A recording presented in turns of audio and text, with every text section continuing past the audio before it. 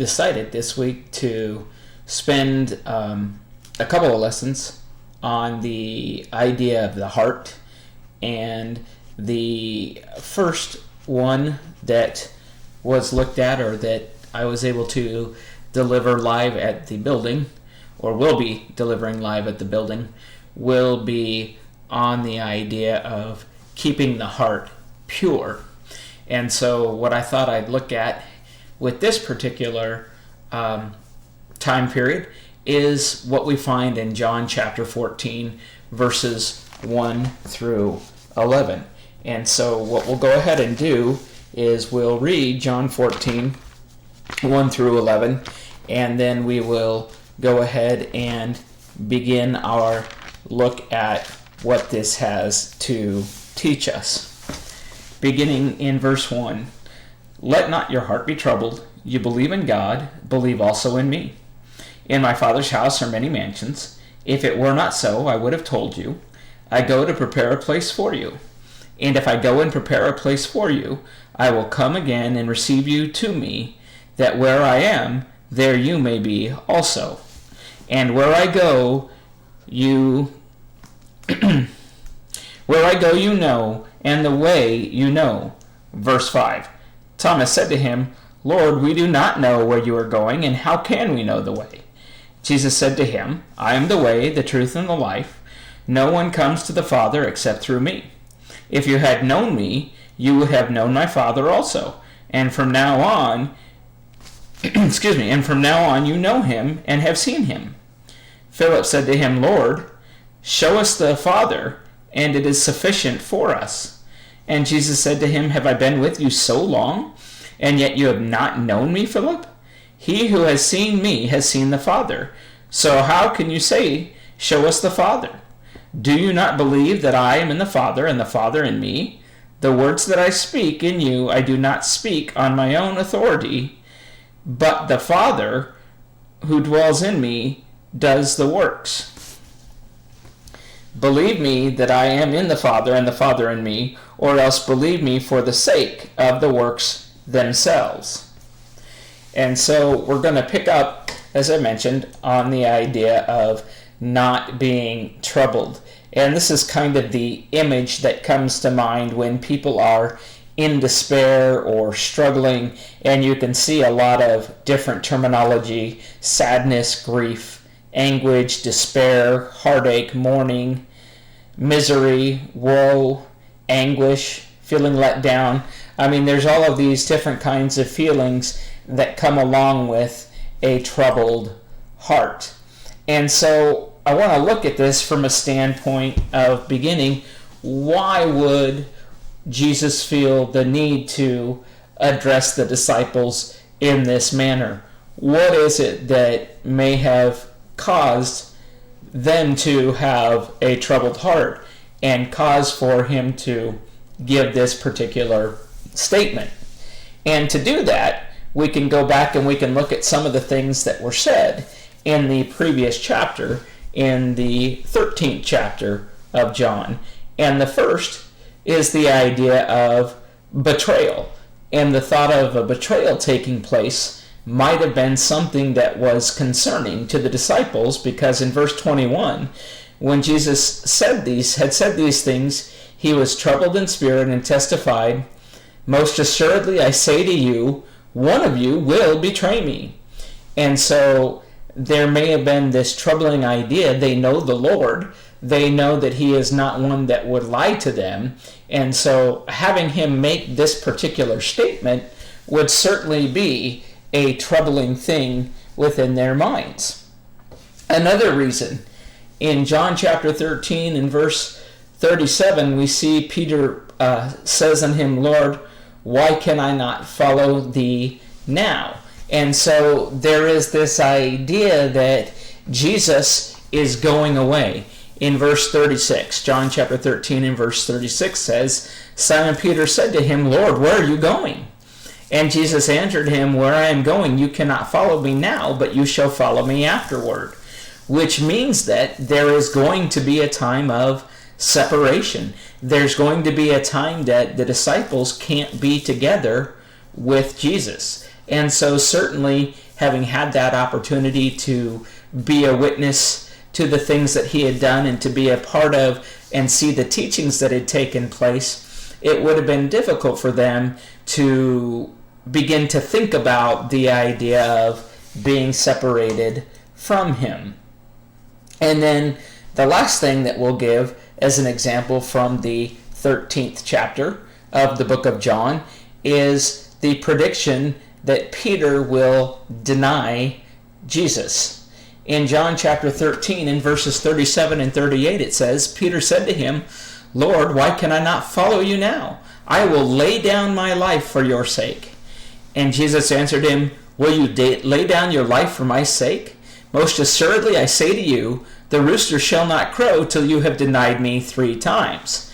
And so certainly this would be something in particular that would be troublesome in the heart of Peter, as you consider this idea of where he says, I would be willing to lay down my life for you. And Jesus says, the rooster will not crow until you've denied me 3 times. This is about to take place. This is something that is about to happen. And so certainly this could have been something that would have been troubling in the mind of Peter. And certainly if the disciples hear that Peter is going to deny Christ, that's something that may have troubled them as well, something that may have been hard for them to think about or imagine. And so he gives them these reasons potentially in verse 13, and it's not his intent to create a troubled heart, but there are all these reasons as to why they might have one. And then we get into John the 14th chapter, and he gives them the solutions. In the New King James Version, in verse 1, it says, let not your heart be troubled. You believe in God, believe also in me. That's the solution to a troubled heart. It is to believe in Jesus. And this particular idea is something that goes beyond just the idea of something that the disciples need to do. As Christians, if we want to find a cure for our distress, for our troubled hearts, because again, this is an example for us. I mean, this is something that takes place that is an example of people who may have troubled hearts, but it relates to us today, and certainly we looked at various things that may be causes for us to have a troubled heart. And just like the disciples and being told that you believe in God, believe also in me, that is what Christians need to do. We need to put our trust into Jesus and believe in him. And if we will do that, then there will be no reason for us to have a troubled heart. Then we will not fear what comes. Then we will not have that troubled heart.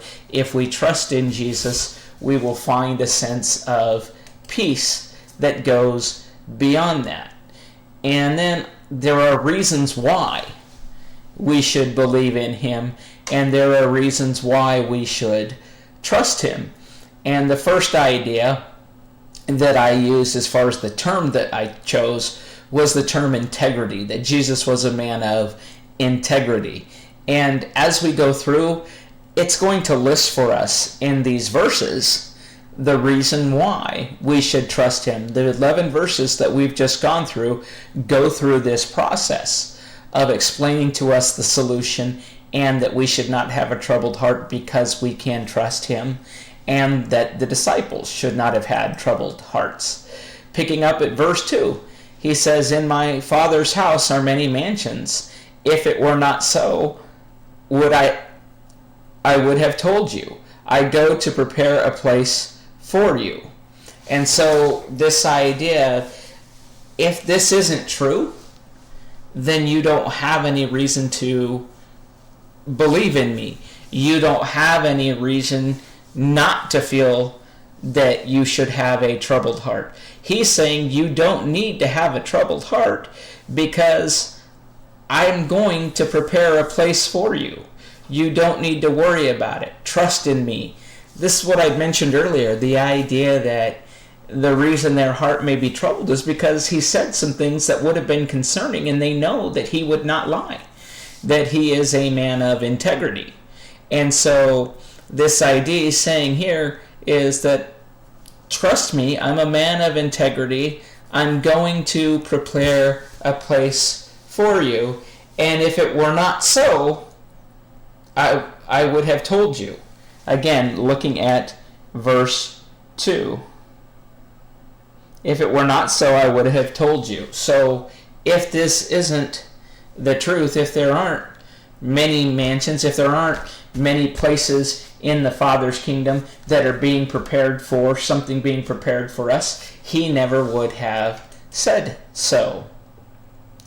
The second reason that we can find is that he is going to come again.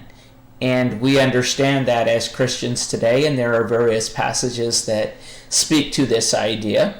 But in keeping with our text here in John the 14th chapter, in verse 3, after saying he's gone to prepare a place, he follows up and says, and if I go and prepare a place for you, I will come again and receive you to myself, that where I am, there you may be also. And when you stop and you think about it, and we read about all of the glory that is heaven, and we have all of the various descriptions of what heaven is going to be like, the real reason that heaven is going to be glorious is because it will be the place where God and Christ dwell, and we will dwell with them. It is the place where God and Christ dwell, and we will have an opportunity to dwell there with them. That's what makes it so wonderful. It's the idea of getting to be with the very one whom laid down his life for us. It is the idea of getting to be with the creator of all mankind. And so there is a great reason to trust and to have confidence in him and not to worry. He's a man of integrity. He doesn't lie, and we can trust him when he says, I will come again, which means we don't need a troubled heart. In particular, in the context, for them, he's saying, you don't need to have a troubled heart, despite the fact that I'm going away, because he said he's going away. I will, I will return to you, and when I do, then where I am, you may be as well. And so they don't need to be troubled at the idea that for a time there will be separation. In John chapter 14, continuing on in verse 6, one of the things that we can look at, and we'll look at verses 4 through 6, is he says, and where I go you know, and the way you know. And Thomas said to him, Lord, we do not know where you are going, and how can we know the way? And Jesus said, I am the way, the truth, and the life. No one comes to the Father except through me. And so we get this idea, as we can see, that there is only one way. And when we talk about the idea there is only one way to get somewhere, that means that you can't get there by any other path. You can't get there through any other method.